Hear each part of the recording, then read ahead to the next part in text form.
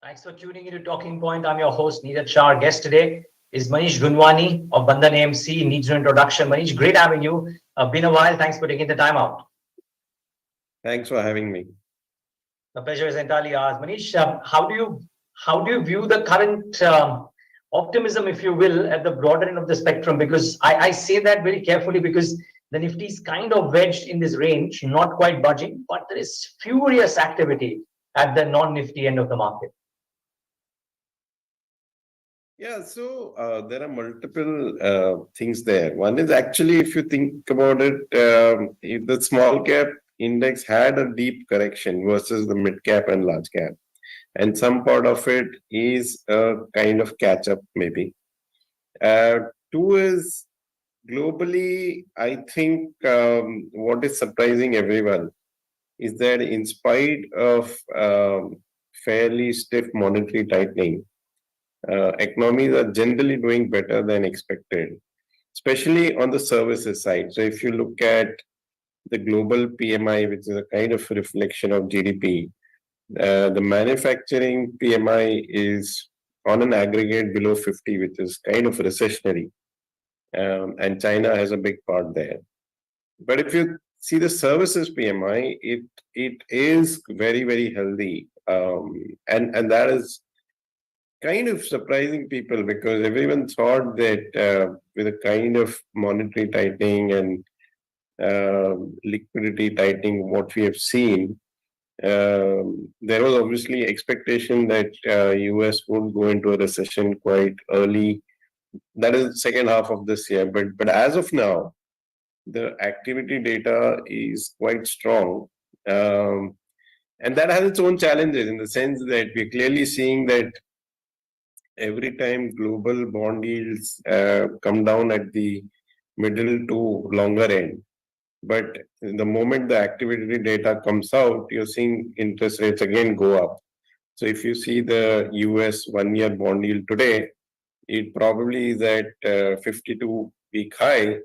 So the expectation that things would slow down, so interest rates would come down, is not happening.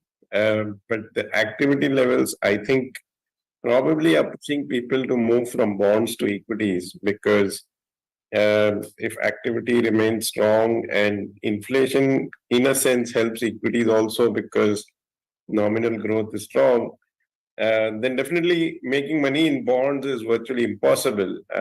So maybe there is some kind of rotation from bonds to equities. So just coming back to your original question, some part of it is, I think, in the small and mid cap space, valuation pullback after time and price correction. Some part of it is the tail risk of a big recession seems to be not there at this point of time, with the caveat that things can change anytime. And also, my third point there is that, and I think this is a bit more structural, that if you look at the Indian economy, it is obviously probably in large economies the fastest growing. And I think people want to play pockets rather than a big macro theme because with a global slowdown in the offing at any point, very large companies probably are ruled more by macro, and the macro is not looking great. So people want to play specific niches in consumer discretionary, in capital goods, in manufacturing exports, which is why I think there is a lot of interest in the small cap space. Do you think that will continue, Manish? The third part, yes. So I think if you see a very deep recession or a big credit event, you may see a big correction in small caps, which typically happens. But save for that, maybe if you take a 3-5 year view, I think structurally small caps look more interesting than large caps. And I don't see that as a very aggressive statement. So sometimes people feel it's like you're being very bullish. It's more than bullish or bearish. It's the fact, I think, that you can't take very broad-based calls because I don't think we are in a 2002 to 8 kind of phase where global economy is going to rock, or we are in a financial crisis or whatever, right? So if you are in a very steady global growth environment where China, where growth is disappointing continuously, US already has done well last 10, 12 years, expected to slow down. So if you have the two biggest economies, which are where the prospect is that growth is going to be softer next 3, 4 years, uh, then I think you can't play very big macro growth themes. You have to, you probably will make more money by identifying niches in various industries. And obviously, those niches will be more easily available in the small cap space rather than the large cap space. Manish, a bunch of themes that have come up recently in fancy are also not quite there in the large caps. Does that add to this whole thing about small caps? And keeping in mind the point that you made that people don't want to play the market, people want to play pockets. Exactly. So if you see, as India is growing, what is happening is that sectors which are pretty large globally, whether it is hospitals, logistics, etc., or even real estate, which is obviously a very, very large sector. Now, if I take Nifty or BSE 100, there is virtually zero representation of these sectors. And these are good domestic sectors. And at this point, at least, I think the prospects of the domestic economy look much better than the global economy. So you want to kind of play the domestic theme. So a lot of these sectors, which are not small, but somehow they're not there in the large cap space. So just to get back to what you're saying, uh, these are fairly large industries globally, and then you have a plethora of small segments where only small caps are available. So that is also a fair point that even if you want to play a lot of these themes, it's virtually not there in the large cap space.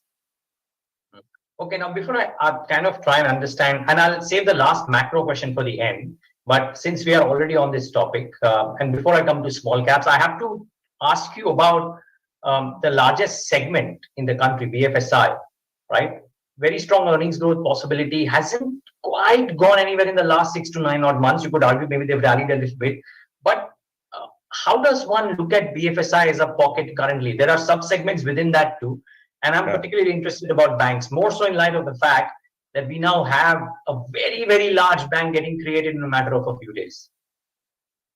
Yeah, so I think clearly BFSI from a structural perspective also is a very, very interesting and exciting theme because I guess it's fairly widely known that credit to GDP of most economies keeps going up, right? So credit kind of outgrows nominal GDP, and that's a good sign for a sector where you want to invest on a buy and hold basis. Um, and as you rightly pointed out, also the fact that from just being banks and NBFCs today, you have exchanges, asset management companies, brokers. So there is a very rich variety in the BFSI space. But specifically to banks, you're correct that in spite of delivering fairly healthy numbers, they probably haven't been the leaders of the market. They've done okay. But I think, see, clearly ownership is one thing, right? I mean, it is a sector which is like 30% of Nifty broadly.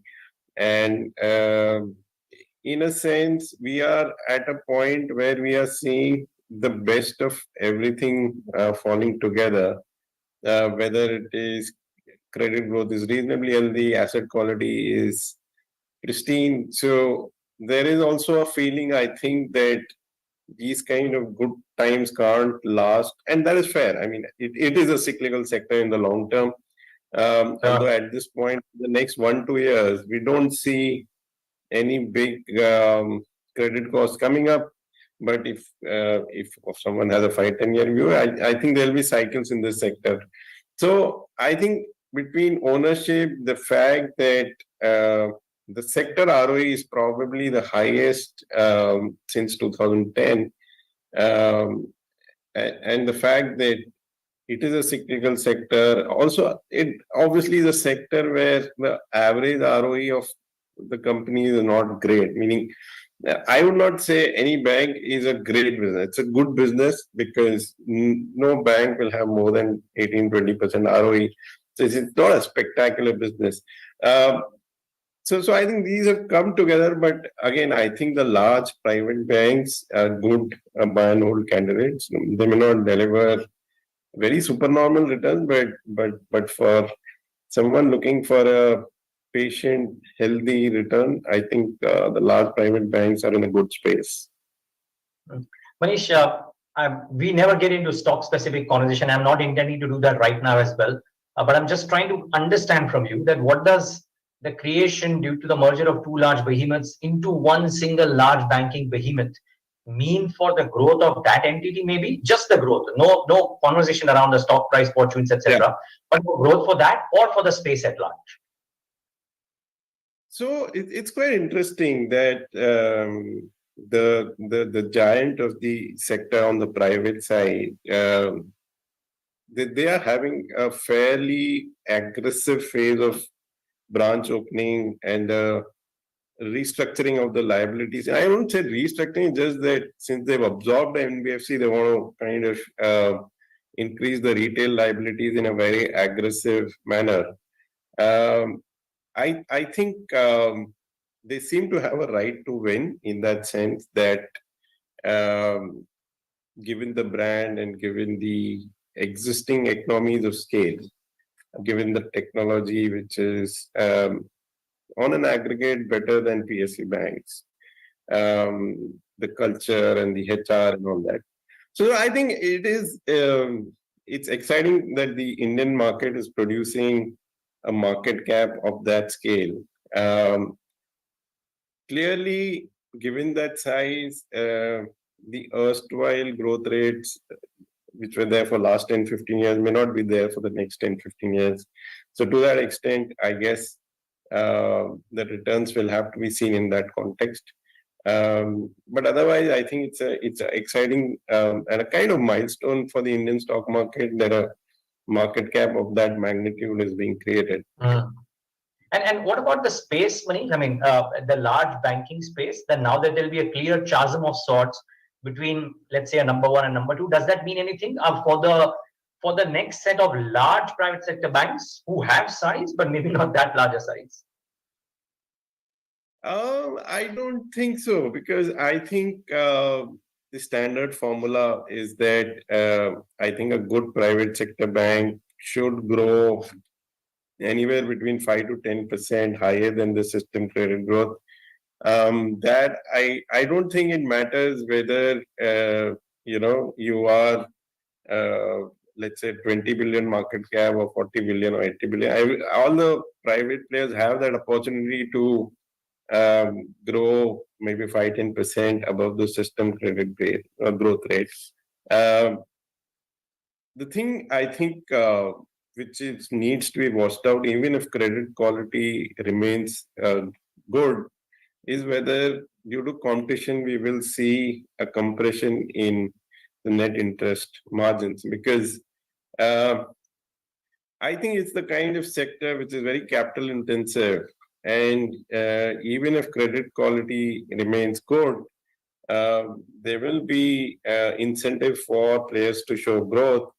And if that growth starts coming at the cost of net interest margins, I think that is something of a red flag we should be looking out for. Got it.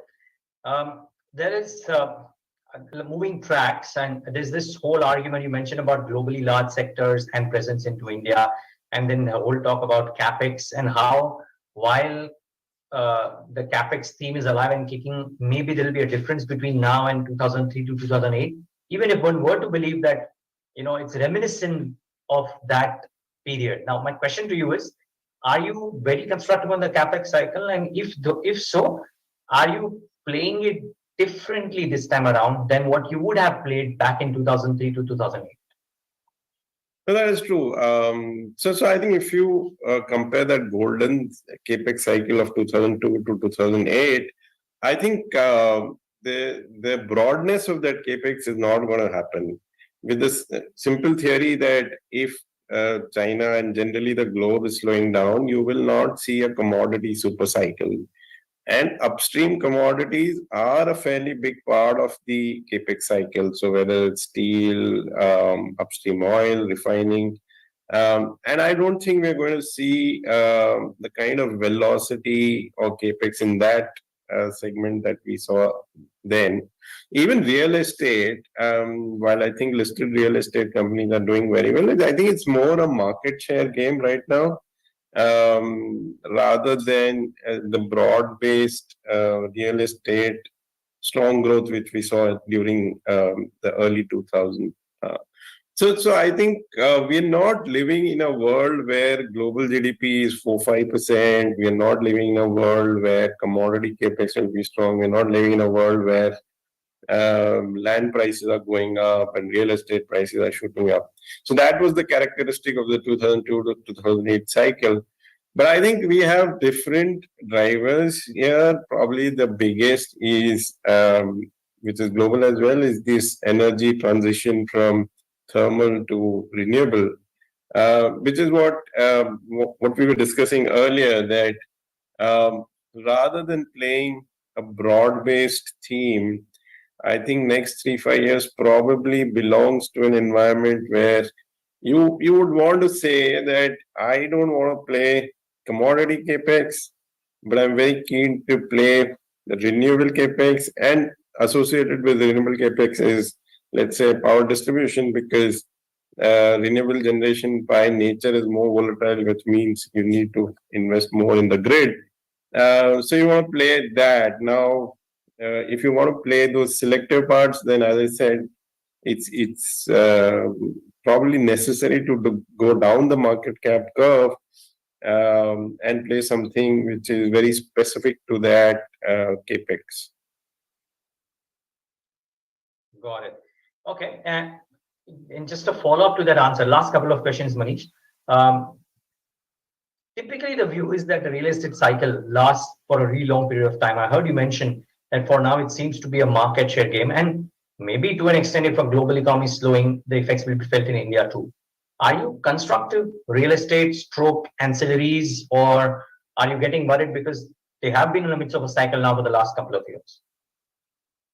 No, so if you see, let's say, the sales of the top 8 cities, what has happened is we had a cycle, let's say 2004 to 2013, and then a down cycle till COVID. And now we've seen roughly the sales of top 8 cities come back to 2013 kind of peak broadly, right? Um, so if you normalize it to nominal GDP, the cycle should have more legs, because every top of the cycle should be much bigger than the last top. So to that extent, I do think that this cycle can last. And I must admit that I thought cyclically, because we saw higher interest rates, it would slow down a lot, but it hasn't. And if it's taken this high interest rate in its stride, um, I see no reason, when interest rates hopefully are less 1 year later, why the cycle should collapse. Uh, but I think the interesting point, this cycle versus 2004 to 13, is again the fact that top 10 developers or top 20 developers are much bigger at this point of time. Uh, the capital required for non-resi construction, which is office and retail, is obviously available to only a very few select set of developers. So while if I take a 10-15 year view, it's not that the cycle has done remarkably well at this point, because it's just done a mean reversion back to 2013. But the interesting point is, if we believe that there is going to be consolidation, and you, just as an indicator, you see the size of some of the Chinese real estate developers, although a lot of them have defaulted on debt and all that, that's a different issue, because that's the mix of debt and equity, right? But if you just see the size of operations, the million square foot they sell per year and all that, clearly, even if we do a fraction of that, we can find some good compounding stocks in that sector. So it is definitely a sector which I think should be on the radar. I think some big companies can emerge out of it. Yeah, and the bulls are making this argument of how if you just look at the per capita expansion in China and see what benefited, then real estate was right up there, and who knows, maybe that would happen here too. But Manish, such a pleasure talking to you. Thank you. We got to speak to you after a really long time. We should try and correct that the next time onwards. But thanks for taking the time out today. Thanks for having me. The pleasure was ours. Viewers, thanks for tuning into this edition of The Talking Point.